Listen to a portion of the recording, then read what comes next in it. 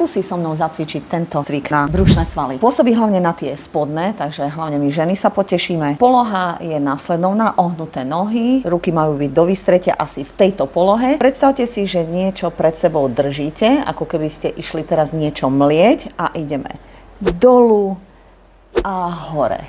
A znova dolu a hore. Chrbát by mal byť vyhrbený. Výborne, nehádžeme sa dolu, ideme stavec po stavci a ideme. Tu je výdych a hore nádych. Výdych a nádych. Aspoň 10 krát do jednej strany a to isté, teraz pre krátkosť času vám ukážem aj tú druhú stranu, to isté na druhú stranu a znova výdych a nádych, výdych.